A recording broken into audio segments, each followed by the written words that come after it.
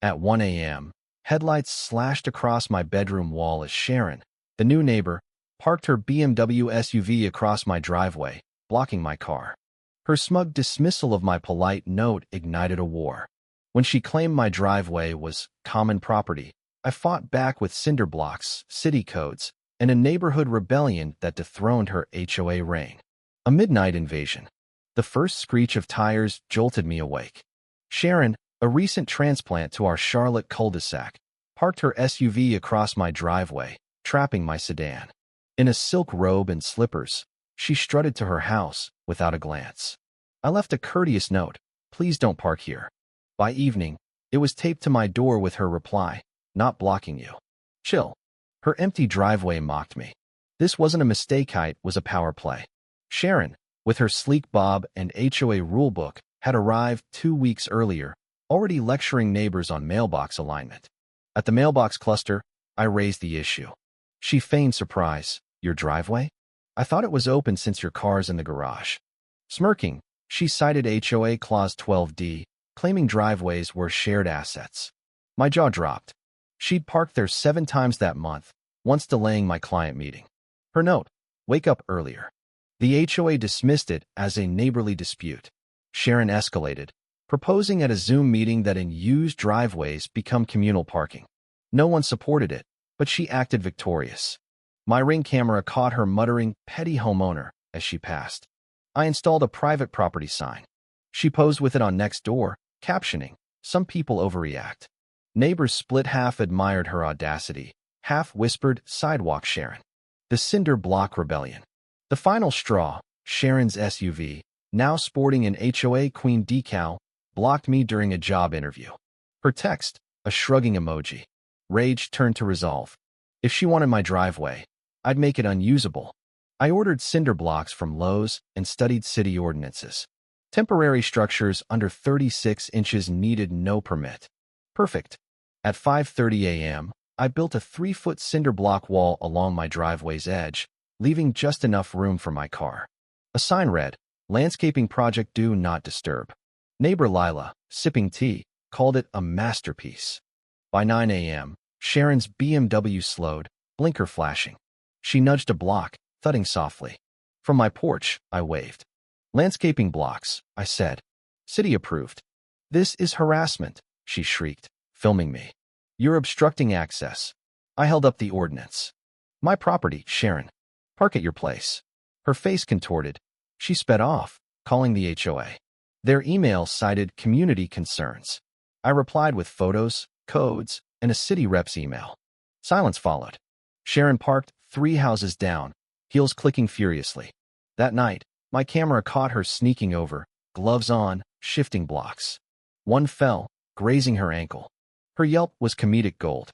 I posted a still on Nextdoor, "Midnight block mover spotted." Comments exploded. "Is that Sharon? She fined me for my wreath." The HOA's Zoom check-in became her undoing. I played the footage. Lila shared how Sharon redirected her packages. Ellen, a lawyer, said, "That's trespassing, Sharon." Sharon stormed out, claiming bias. Sharon's unraveling. The HOA passed the driveway respect rule, banning unauthorized parking. I lit my cinder blocks with fairy lights.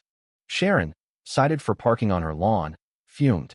She retaliated with pink violation notices. My blocks, curb appeal violation. My sign, unapproved. My next door post, disruptive. Lila got cited for wind chimes, 80-year-old Mr. Shin for excessive planters. Sharon's clipboard patrols intensified, measuring my solar light spacing. HOA President Tara groaned. "She's flooding us with complaints." Sharon's 15-page neighborhood standards plan targeted my lawn's rogue clover. At an appeal hearing, Sharon, in pearls, ranted about my anti-HOA conspiracy. I showed her trespassing video. Lila testified about Sharon's package theft attempt. The board dismissed my citations and urged restrained reporting. Sharon's next-door rant, "HOA corruption backfired."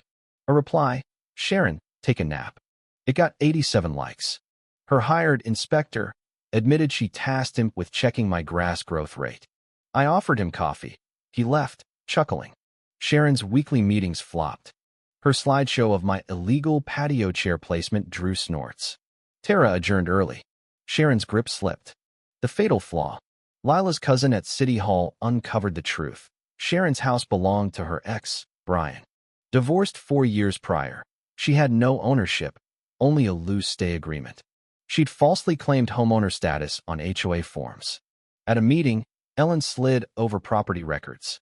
Brian owns it, Sharon. You're not a voting member. Sharon stammered. We had a deal. Tara, you signed as owner. That's fraud.